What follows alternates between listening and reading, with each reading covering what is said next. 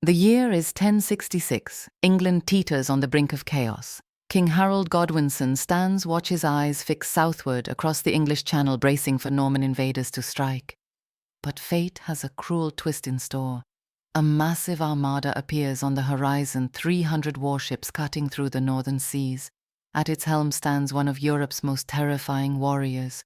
Yet these ships bear no Norman flags. Instead, the dragon prows of Viking longships emerge from the mist. The Northmen have returned, and their commander harbors one burning ambition: to claim England's crown for himself. His name strikes fear into the hearts of all who hear it: Harald Hardrada, the last great Viking. Born Harald Sigurdsson around 1015 in the rugged lands of Ringerike, north of Oslo, this man would earn many names throughout his legendary life. History remembers him as Harald Hardrada, meaning hard ruler, and as King Harald III of Norway. But in 1066 he was simply the most dangerous man sailing towards English shores. His father was King Sigurdsir, a relatively minor ruler of Ringerike in the region of Buskerud in the Norwegian uplands. He is believed to have been a great-grandson of King Harald Fairhair, the first ruler of a united kingdom of Norway, who is believed to have ruled for several decades in the late 9th and early 10th centuries. Thus, young Harald was born as the great-great-grandson of the first ruler of a unified Norwegian kingdom. Harald's mother was Asta Gudbrandsdatter. She had married Sigurdsir shortly after the death of her first husband, Harald Grenski, who was a ruler of the Vestfold region of Norway. Grenski was murdered as he slept in his foster sister Sigrid the Haughty's home, who he had hoped to marry to benefit from her wealthy estate. That first marriage of Asta's had produced a son, Olaf, who became King Olaf II of Norway at around 20 years of age in 1015, right around the time Harald was born.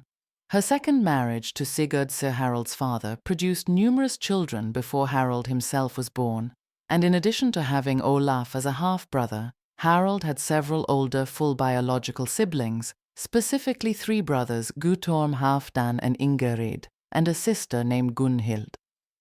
In recent years, the paternal lineage of Harald's father has been questioned by some historians, as it is thought that his family tree may have been altered sometime after his death to further legitimize his descendants' claims to the Norwegian throne, which was a practice that was not uncommon at the time. According to the Icelandic sagas, both Harald and his half-brother Olaf were descended from the supposed first king of Norway, King Harald I or Harald Fairhair, and it is said that Harald's great-grandfather was Sigurd Rise, who was the son of Fairhair. However, as no definitive evidence exists to verify the accuracy of many of the Norse sagas, the accuracy of Hardrada's family lineage is still debated. The sources available for Harald Hardrada's life are fragmentary. Some parts of his life are reasonably well documented, but others are much less so.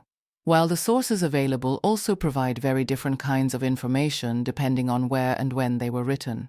Unfortunately, very little recorded evidence concerning his early life is extant.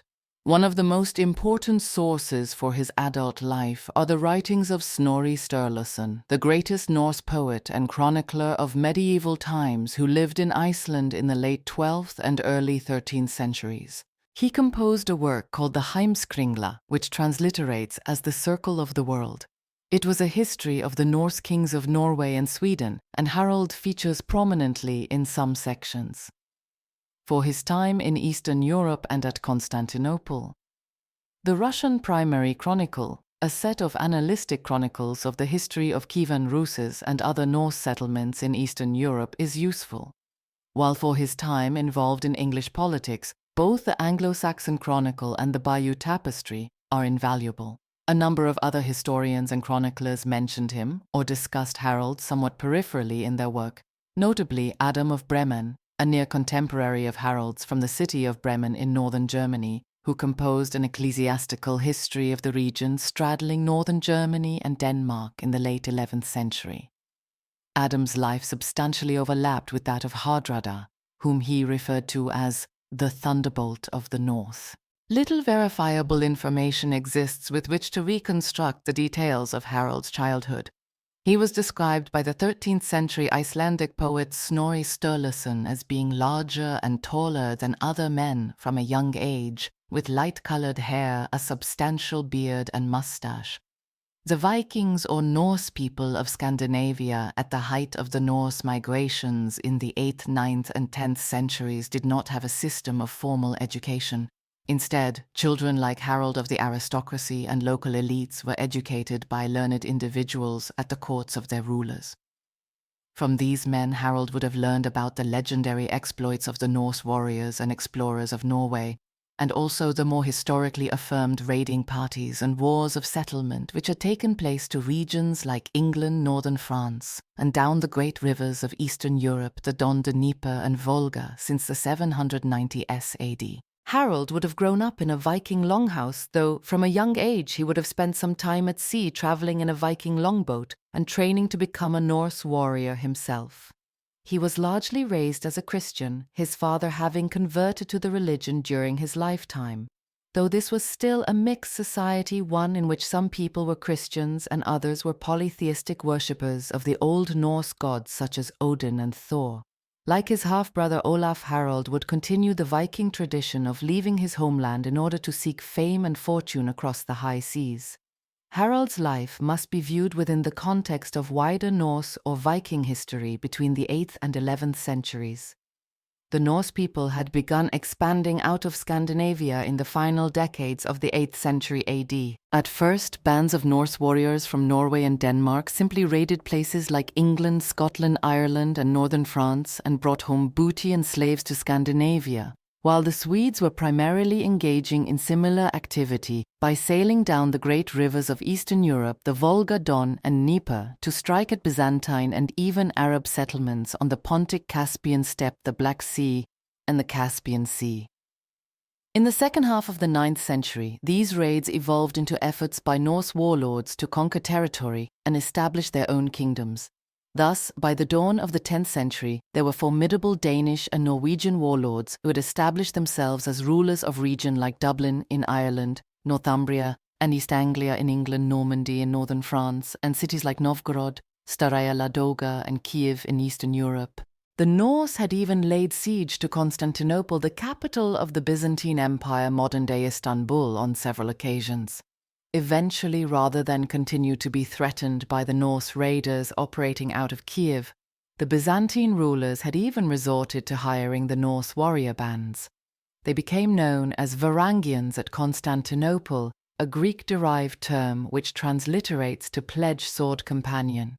Meanwhile, in England, the Anglo-Saxon rulers of the Kingdom of Wessex had largely succeeded in overcoming the Danish invaders in the late 9th and early 10th centuries and established a united Kingdom of England, but by then tens of thousands of Danes and Norwegians had settled across England, creating a hybrid Anglo-Saxon and Norse community.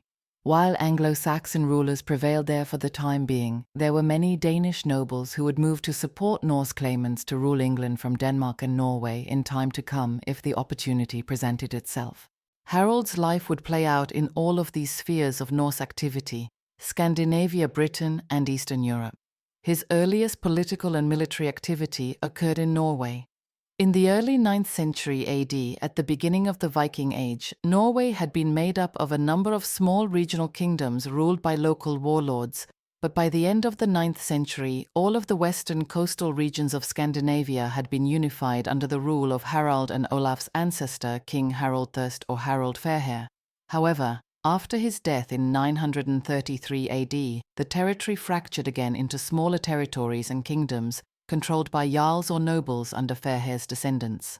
Olaf Tryggvason broadly succeeded in reuniting Norway under his sole rule in the late 10th century, not long before Harald was born. He also did much to convert his subjects to Christianity. Then, in the year 1000, Tryggvason was killed by the forces of his arch-enemy and brother-in-law, the pagan king of Denmark, Svein Forkbeard, in the Battle of Svolder, after which Forkbeard united the kingdoms of Denmark and Norway, installing several vassal jarls to rule over different parts of his newly acquired Norwegian kingdom. Forkbeard ultimately died in 1014 in Lincolnshire in England after invading that country and dethroning its Anglo-Saxon ruler, King Ethelred the Unready. Thus at the time Harald was born, Denmark-Norway and England were entering into a period of political and military flux, with a swift turnover of Norse rulers in Denmark and Norway, and Anglo-Saxon rule in England, yet again being threatened by would-be Norse rulers from Scandinavia. After this, Forkbeard's eldest son Harald II became King of Denmark, whilst his younger son Canute was proclaimed King of England, that is, until he was driven out of the position when Ethelred returned from exile in Normandy at the request of the English nobles. Then, after the deaths of both Ethelred and his son Edmund Ironside in 1016, Canute became the undisputed King of England once more. At the end of the 1010s, he also succeeded his brother as King of Denmark, while he would later briefly rule Norway from 1029 onwards, and even some small parts of Sweden, Pomerania and Schleswig, all of which earned him the title of Canute the Great, with historians often terming his realms a North Sea empire. All of this had implications for young Harald Hardrada, though in ways which nobody could have foreseen as these events were playing out in the early 11th century. By the time of Sweden Forkbeard's death in 1014, Harald's older half-brother Olaf was around 19 years of age and was already a seasoned campaigner, one who had embarked on many travels and campaigns around the Baltic Sea and to both England and Normandy, from where he had even aided Ethelred the Unready, a development which emphasizes how enmeshed Norse and Anglo-Saxon politics had become by the early 11th century. It was not simply a matter of Anglo-Saxons fighting against Norse invaders. Both groups lived amongst one another and allied with one another in a North Sea world that had experienced coming and goings between Scandinavia and Western Europe for over 2 centuries. These actions of Olaf were part of his quest to claim the throne from King Canute by taking the city of London. After this, in 1015, Olaf decided to return to Norway and attempted to reclaim what he saw as his ancestral birthright, the Norwegian throne, no doubt making use of the wealth he had accumulated on his travels. He left Normandy, where he had converted to Christianity, and landed in his homeland. There he met with the success that had eluded him in England, declaring himself to be monarch and gaining the support of the 5 petty kings of Norway. He defeated the Jarls of Lade that opposed him at the Battle of Nestjar in 1016, and would rule as King of Norway for over a decade as a result. Much of Olaf's success in claiming the throne of Norway was owing to his main rival King Canute being otherwise indisposed while he was subduing England. However, almost a decade later, in 1026, the Danish king amassed a powerful army, including Danish and English housecarls, and mounted an invasion of mainland Scandinavia. This initial foray against Olaf culminated in the Battle of Helgea, or Battle of the Holy River, in the Skåne region of southern Sweden in 1026. In this, Olaf and his Swedish ally Anund Jakob were narrowly defeated by Canute and his joint Danish and English army. It was the beginning of a campaign in which Canute would ultimately defeat Olaf and seize the throne of Norway in 1029, a move which forced Olaf to flee Norway for the Norse state of Kievan Rus in Eastern Europe. The following year, after he returned to Sweden and the death at sea of Canute's regent or governor in Norway, Hakon Eriksson Jarl of Lade Olaf attempted to retake the throne of Norway. It was at this juncture that we first hear of his half-brother Harald Hardrada entering into the military affairs and politics of Scandinavia. By that time, Harald was about 15 years of age, a young man by medieval standards. Harald is believed to have brought 600 men to Olaf's banner marching through Sweden towards Trondheim in northern Norway, where on the 29th of July 1030, Olaf, Harald and their other allies amongst the Norwegians and Swedes met a larger Norwegian force of nobles loyal to King Canute at the Battle of Stiklestad. After fierce fighting, Olaf incurred 2 wounds to his neck and knee, and whilst leaning on a rock, no doubt in a state of exhaustion and physical collapse, a spear was thrust up and under his chainmail coat and into his torso. Then another warrior dispatched him with a sword thrust to the throat. The former king of Norway's army was overwhelmed as the battle progressed, but nonetheless, even as they fled the field, Harald and Olaf's men retrieved Olaf's body and managed to bury him nearby, although the exact location of the site remains a mystery to this day. Afterwards, stories quickly developed about alleged miracles Olaf had performed during his lifetime and his conversion to Christianity while in Normandy, and his efforts to convert the people of Norway when king there were lionized, leading to his canonization as Saint Olaf by Pope Alexander III in 1164. More immediately, with his death in battle, Olaf's claim to the throne of Norway fell to his half-brother Harald.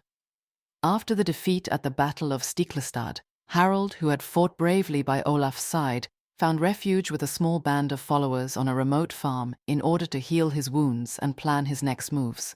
After recovering, he traveled over the Norwegian border and across the Swedish mountains and forests before taking ship over the Baltic Sea and down the riverine routeways of Eastern Europe to the center of Norse habitation in the region Kievan Rus, the capital of which was the city of Kiev, capital of modern-day Ukraine.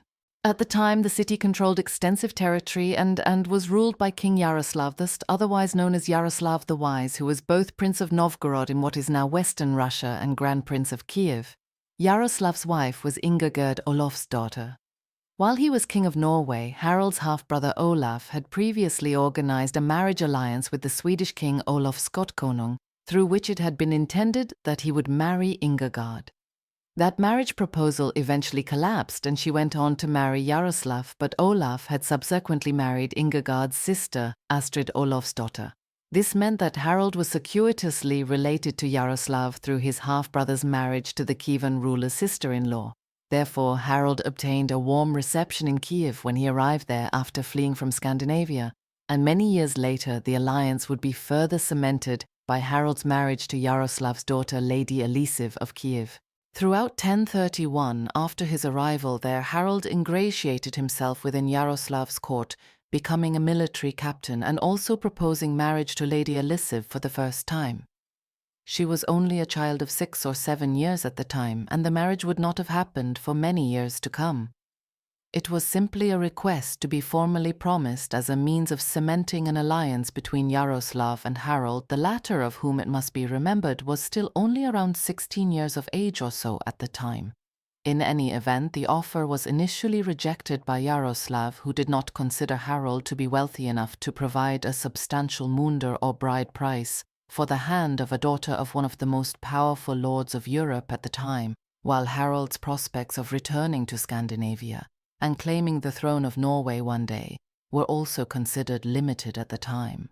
Yaroslav's refusal of the marriage convinced Harald that he needed to find fame and fortune if he was to ever reclaim what he perceived as his birthright back in Norway, and so in the years that followed he began campaigning with the Kievan Rus around Eastern Europe in their campaigns against the Poles to the west and various Asiatic groups amongst the Cuman-Kipchak Confederacy that lay to the east along the Pontic-Caspian steppe.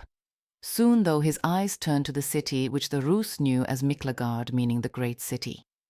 Miklagard was the Norse name for Constantinople, the capital of the Byzantine Empire, the successor state to the Roman Empire in the eastern Mediterranean. We know it as the city of Istanbul today. The Norse name for it was apartment. Constantinople was indeed a great city, the largest in Europe throughout the early Middle Ages and rivaled only in the wider region by Baghdad, the capital of the Arab Caliphate. Early in their migrations down the rivers of Eastern Europe, the pagan Norse warriors from the north had been the enemies of the Byzantine Empire, first laying siege to Constantinople in 860 AD and again in 907 AD. Though both of these attacks failed to breach the great walls of the Byzantine capital, which had also staved off attacks by the Arabs over the centuries, and which many people considered to be impenetrable. Since the reign of the Byzantine Emperor Basil II, the Norse or Rus of Eastern Europe, many of whom were converting to Christianity by the time Basil became emperor in 976 AD, had been employed as an elite bodyguard and military unit within the Byzantine armies. There, as we have seen, they became known as the Varangian Guard, Varangian meaning something akin to pledged sword companion, so basically being a way of calling them Norse or Rus mercenaries. In Constantinople, the Varangians became an important element during Basil's long reign of nearly half a century, gaining a reputation as fierce warriors in the Byzantines' wars with the Arabs and Turks that threatened their eastern frontier. It was surely with the goal of attaining such a revered status himself that Harald decided to leave Kiev around 1033 with Yaroslav's blessing and accompanied by his band of about 500 followers to travel southwards to Constantinople. There he entered the service of the Byzantine government during a period of rapid turnovers of monarchs that saw 6 rulers in less than 2 decades following the end of the long reign of Emperor Basil II.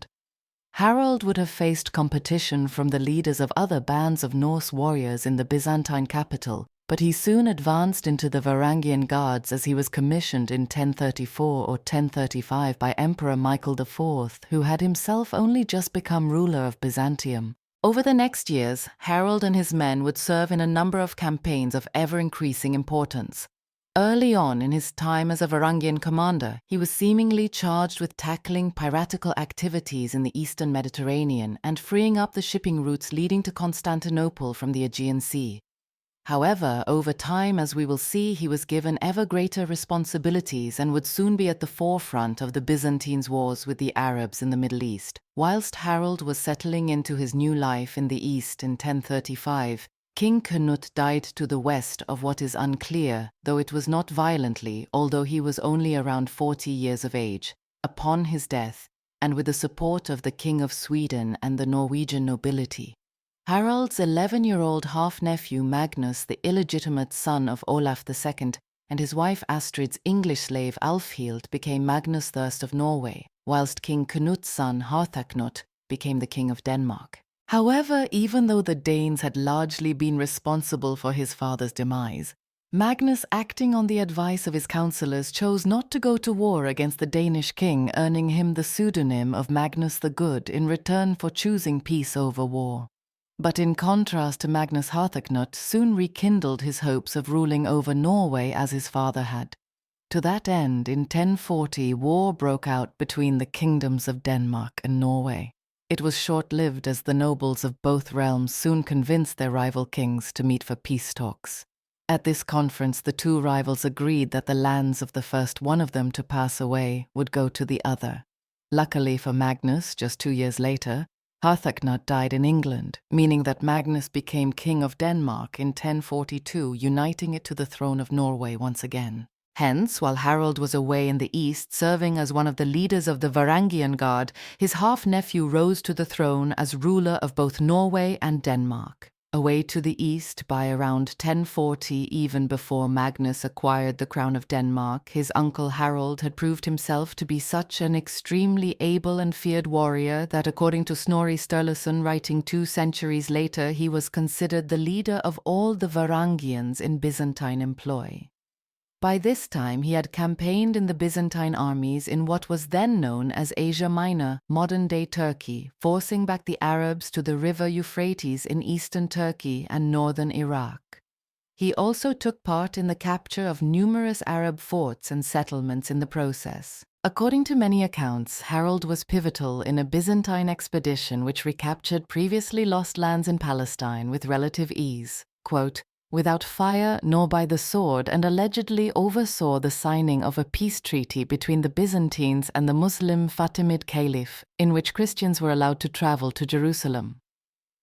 Still, since the journey was dangerous, Harald and his Varangians escorted pilgrims to the holy city, where they no doubt visited the holy shrines and may have even helped to restore the Church of the Holy Sepulchre, which was built around the cave where Christ was said to have been entombed and then have risen from the dead. During these lengthy campaigns, Harald amassed a great personal fortune from plundering the cities and towns of the Arabs. He had also acquired a great following of Norse warriors and a substantial fleet with which he even campaigned with the Byzantines west to Sicily, an island which for 2 centuries had been controlled by the Muslim Berbers and Arabs of North Africa and ruled as the Emirate of Sicily, but which by the mid-11th century was experiencing incursions by bands of Norman warriors, ultimately of Norse origin, who had settled in southern Italy and were often allied with the Byzantines in trying to fully oust the Muslims from the southern Italian island. It was during this latter Sicilian campaign that Harald marked himself out as an exceptional military commander. On one occasion, he and his comrade, the Norman mercenary William Ironarm, faced difficulty in breaching the walls of a Muslim stronghold. However, the invaders overcame the fortifications by using a highly novel method of siege warfare. They first attached wax and sulfur on splintered pieces of wood to the back of small birds, which when released over the stronghold instinctively sought sanctuary underneath the roofs within the castle's walls. With sulfur now released over the walls, the Normans, Byzantines, and Varangians unleashed flammable arrows into the stronghold, which then quickly ignited fires wherever they struck the sulfur. Despite Harold's plundering expeditions, it is written that he was also merciful, sparing those who surrendered. Yet by March 1041, a Norman revolt in opposition to the Byzantine domination of southern Italy culminated in the Battle of Olivento. At this, the Normans, led by Harold's former ally William Iron-Arm, defeated the Byzantines, making the confrontation the first major Norman success against the Byzantines in the battle for control over Italy. The fighting in Italy continued, with Harold fighting at confrontations such as the Battle of Montemaggiore in May of 1041, where the Varangians once again faced the Normans, the latter of which were now leaving behind their ancient roots as a Norse people and were becoming the most skilled tactical users of cavalry in Europe. Shortly afterwards, Harold and the Varangian Guard were recalled from Italy to fight the Bulgars at the Battle of Ostrovo in the Balkans. Then, after Harold and his fellow guardsmen had returned to Constantinople, his patron emperor Michael IV died in December 1041. He was replaced by his adopted son Michael V. However, after ascending to the throne, Michael had Harold imprisoned on a charge of defrauding the imperial treasury. There is no way of knowing if Harold was truly guilty of this crime or not, and other accounts state that Harold was imprisoned because he had defiled a Byzantine noblewoman or for murder. Whatever the reason really was for his imprisonment, it had placed Harold's position in Constantinople in jeopardy after 6 or 7 years of great success in service to the Byzantine Empire. Harold's fate now became entwined in the complex dynastic politics and machinations of the Byzantine court. It was not just Harold that Emperor Michael had imprisoned at this time. He had banished his stepmother Zoe and was becoming a paranoid ruler, convinced that plotters were attempting to poison him. His actions proved unpopular with the people of Constantinople, who then rose up in revolt against Michael and deposed him. They then installed Zoe and her sister Theodora as co-rulers, but after a brief 2-month reign, Zoe married Constantine IX Monomachos, making him the new co-emperor alongside Theodora and herself, whilst the dethroned Michael was blinded, castrated, and sent to a monastery. In the midst of all of this, Harold had been set free, and it was possibly at his hands that the deposed Emperor Michael suffered his grisly fate. By the time of his release from captivity, Harold was around 27 or 28 years of age, and was evidently becoming restless to return north to either Kiev or even his homeland, having no doubt learned by this time of developments there, where his half-nephew had become King of Norway, and would soon claim the Danish throne too. He made his wishes known, but his plan was opposed by Empress Zoe, who was unhappy about losing the service of Harold and his Varangians, many of which would no doubt leave with him if he headed back to Kiev. Yet Harold could not be dissuaded, and despite the Empress forbidding him to leave her service one evening, he, along with a small number of followers, cast off from the harbour of Constantinople on 2 small ships.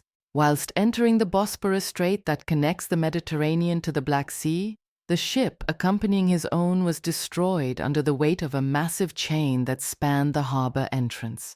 Nevertheless, Harold and his men managed to enter the strait and navigate north into the Black Sea, heading for Kiev. Harold arrived back in Kiev in late 1042 and shortly afterwards married Elisiv, the daughter of Prince Yaroslav, who was now happy for Harold to take her hand in marriage after he had established himself as a leading Norse warlord during his years in service to the Byzantines, while Elisiv was a grown woman by this time. Yaroslav's willingness to countenance the marriage was significant and perhaps indicates an awareness that Harold now had ambitions to secure a throne back in Scandinavia, as Yaroslav's other children were married to European royals. Another possible condition of marrying Elisiv may have been that Harold was a source of information on the defences of Constantinople, which were famously considered to be amongst the most formidable in the world at the time. It is perhaps no coincidence that shortly after Harold's arrival back in Kiev, Yaroslav launched an attack on the great city. Like all other Norse rulers and warlords who had attempted this in the past, Yaroslav failed to breach the city walls. There is no record of Harold having taken part in this campaign in 1043. In the summer of 1045, Harold, along with his wife, said their goodbyes to Yaroslav and the members of the royal court of Kiev and departed north for the city of Novgorod. From there, they made the short overland trip to the Baltic Sea, finally arriving in Sigtuna in Sweden in late 1045 or early 1046, traveling in a ship, which according to accounts almost sank under the weight of the gold and riches Harald was returning home with after a decade and a half in Kiev and the Mediterranean. Whilst in Sweden, Harald secured the support of his family's old ally, King Anund Jacob, whom his wife Elisiv was related to Jacob and Yaroslav, being brothers-in-law. Harald also joined forces with a pretender to the Danish throne, Sweyn Estridsson, the grandson of Sweyn Forkbeard, who had been exiled from Denmark by King Magnus. An alliance was soon forged therewith, and the three figures, Harald, Jacob, and Sweyn, with the goal of attacking King Magnus's territories despite his family relationship with Harald. They soon began conducting raids on the Danish coast. However, these quickly ceased once Magnus in 1046 offered to share the throne of Norway with Harald, if in return he would share some of the great wealth which rumour had it he had returned to Scandinavia with. With this agreement reached, Harald began to rule half of Norway along with King Magnus. His decision proved extremely advantageous when just months later, in 1047, Magnus died perhaps of some disease. Harald now emerged as the undisputed king of Norway and quickly claimed the Danish throne too, even though Magnus had appointed Sweyn as his heir apparent there before his death. Consequently, Harald and Sweyn, who had only so recently been allies, went to war with one another in what would prove to be a long, drawn-out conflict that lasted intermittently from 1048 to 1064. During this war, Harald sacked the vitally important Danish trade centre of Hedeby in 1049. This was one of the best protected and most populated towns in Scandinavia. He followed up his attack there with another one on the Danish city of Aarhus in 1050, during which the Holy Trinity Church was burned to the ground. In terminating his attacks on Denmark, Harald had a narrow escape, only evading capture when sailing from Jutland, when in an attempt to escape he lightened the cargo of his ship by throwing captured booty into the sea. When even this failed to deter Sweyn's pursuit, Harald threw his captives overboard as well, after which he and his men finally made their getaway. As well as his war against the Danes, Harald also had to contend with discontent from his own nobles in the form of the descendants of Hakon Sigurdsson, who had formerly controlled most of Norway as a vassal of Denmark in the late 10th century, and whose family line was now headed by Einar Tambarskjælfir. Einar had married Hakon's daughter, and after the death of King Cnut, had done much to place Magnus the Good onto the Norwegian throne. Then, in an effort to deal with the powerful Einar who was trying to raise an army around 1050, Harald offered to meet his rival at a farm near Trondheim. There it was alleged that the two men were to discuss a resolution of their dispute. However, Harald demonstrated how ruthless he could be, as when Einar arrived with his son and heir at the meeting, Harald's men ambushed them and killed both quickly. It was also around this time that Harald secured his line when two sons, Olaf and Magnus, were born in quick succession, not through his marriage to Elisiv of Kiev, but from a separate relationship with a royal consort, Tora Thorbergsdatter, that he had entered into after returning to Scandinavia.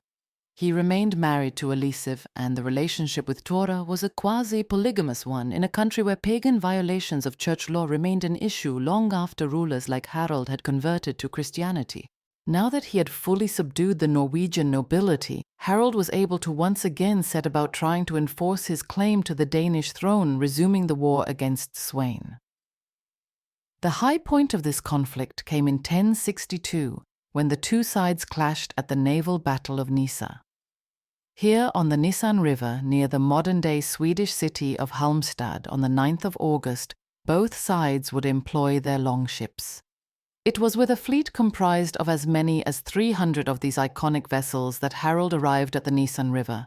However, when he did so, Sweyn and his own fleet was seemingly absent from the battle site, prompting Harald to perhaps naively order many of his forces to head home, whilst retaining part of his forces to raid along the Danish coastline. Not long after, Sweyn, along with his fleet of some 300 ships which had been lying in wait in a concealed position, ordered an approach on the Norwegian forces, who they now outnumbered by 2-1. In response to this sudden appearance of the Danish ships, Harald and his chief Norwegian ally Hakon Ivarsson pulled their ships together in a tight formation. This was then mirrored by Sweyn and his men until finally the two fleets joined battle in a storm of arrows, under which thousands of Vikings locked horns in hand-to-hand combat. Ultimately, much to Sweyn's despair, Harald's army was victorious, although he almost lost his life in the process, with many Danes escaping to fight another day. In the celebrations that followed, credit for the Norwegian victory was given to Hakon Ivarsson, who had outflanked the enemy during the fighting and caught them off guard. Despite this, the victory was soured by the fact that Sweyn had managed to flee alive after being initially captured. To Harald's displeasure, he discovered that his rival had possibly been freed by his second-in-command Hakon, who had previously served under Sweyn's command prior to changing sides in the war. This seeming betrayal resulted in Harald banishing Hakon from Norway. As neither king had been able to secure a decisive victory in this long and bloody war, a peace treaty between both sides was agreed in 1064. In this, both sovereigns kept their respective thrones, Harald in Norway, Sweyn in Denmark, each acknowledging the legitimate right to rule of the other. This freed Harald to begin implementing some domestic reforms at home in Norway, at least to the limited extent that any central government was able to impose and implement national policies in the 11th century, given the limitations of state bureaucracies at that time.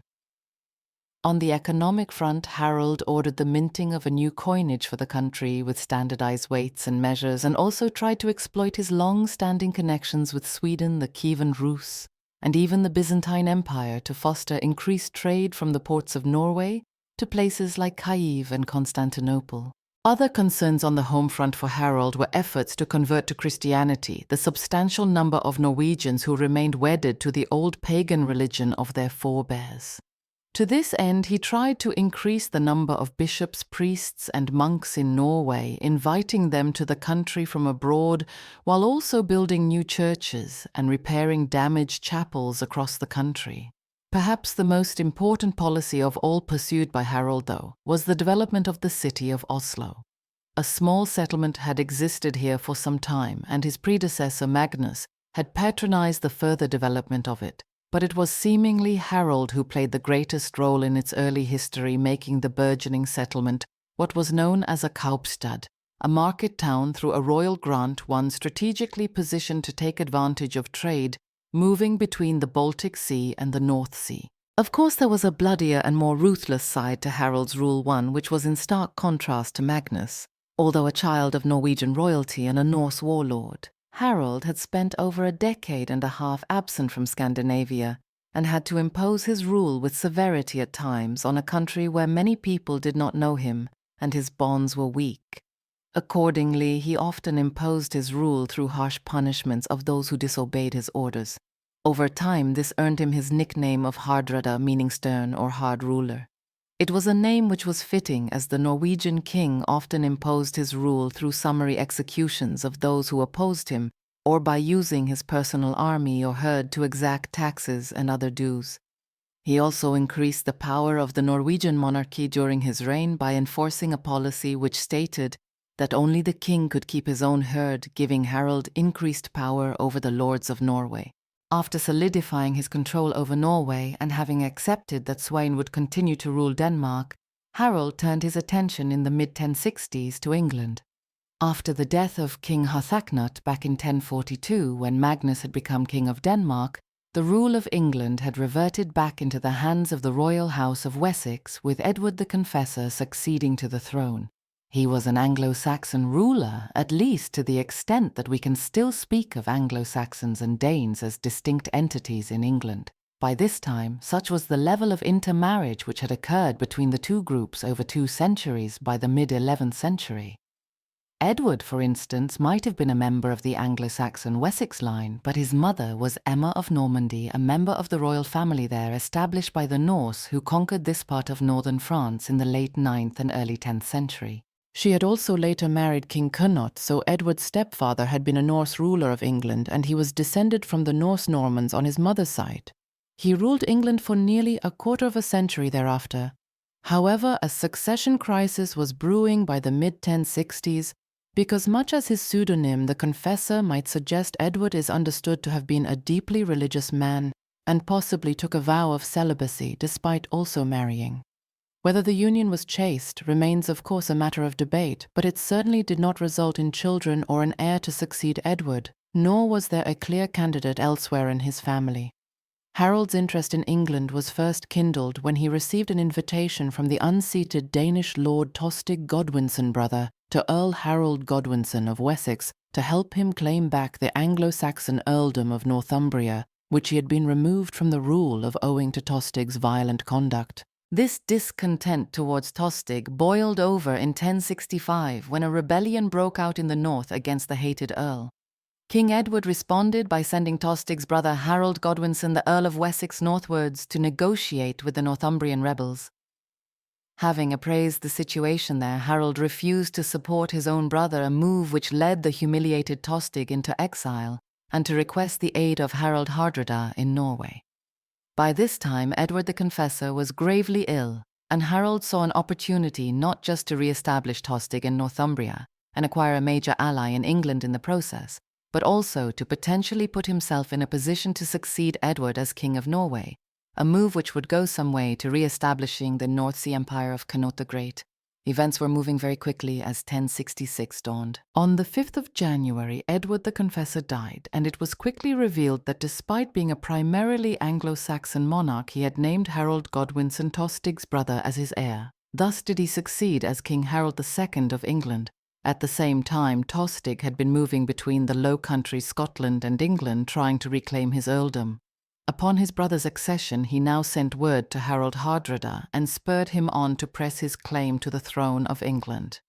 Tostig may even have travelled to Norway to Harald's court at this juncture, where the Norwegian king was impressed enough with Tostig's proposal that the two men formed an alliance and began planning their invasion of England, although some argue that Tostig did not travel to Norway and the two men only met in person after Harald arrived to England with an invasion force in the summer of 1066. Harald Hardrada's claim to the English throne was based on an agreement between the former Danish ruler of England, King Harthacnut, and King Magnus the Good. This allegedly had stated that the last man living of the pair would inherit the other's lands and titles in totality, whereas Magnus had only acquired the throne of Denmark and that of England had passed to Edward the Confessor on the death of Harthacnut in 1042. If true, this did mean that Hardrada had a strong claim to the English throne. However, most historians contend that this agreement had never included England, so when Harthacnut died in 1042, Edward the Confessor's succession in England had been entirely legal. It is also telling that Hardrada had never been too anxious to pursue his alleged claim to the English throne until Tostig suddenly began petitioning him to do so nearly 2 decades into Harald's reign in Norway. If Hardrada had believed that his claim to the English throne was a strong and legitimate one, surely he would have pressed it much earlier while Edward the Confessor was still alive. These issues aside, what is clear is that in the early to midsummer of 1066, Harald began preparing his forces and navy for an invasion of England. They set sail that August. It only took a few days for Harald's invasion force of a reputed 250 to 300 longships to making the passage across the North Sea. They stopped in the Shetland and Orkney Islands, 2 long-standing spheres of Norse control, rallying more men to Hardrada's banner as he went.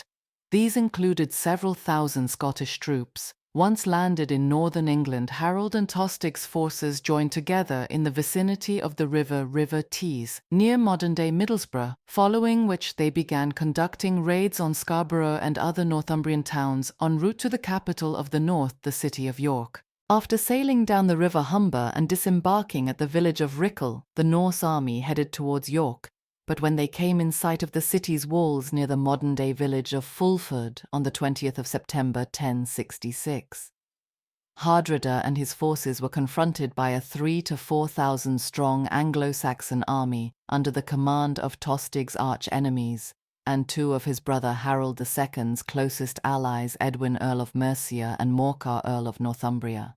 In preparation for the forthcoming clash of arms, one which could decide the entire fate of the war between King Harald of Norway and King Harald of England, Hardrada deployed Tostig along with a contingent of Flemish mercenaries that he had recruited in the Low Countries to the right of his Norwegian divisions. This meant that Tostig and his men would be fighting opposite Earl Morcar on the left side of the Anglo-Saxon forces, a shrewd move by Hardrada, who knew that Tostig would fight hard against the man who had replaced him as Earl of Northumbria. On the other side, Hardrada and his Norwegians would face off against Earl Edwin, who deployed his forces at a right angle between the River Ouse on the Saxon right and marshes on their left, meaning that Hardrada's forces could not outflank them despite occupying the high ground. Hostilities commenced when Morcar's men charged Tostig's, the latter of which struggled to contain them. In response, Harald's forces swept across the battlefield and dispatched Edwin's right wing, in turn splitting their English opponents into two factions, decimating their formation.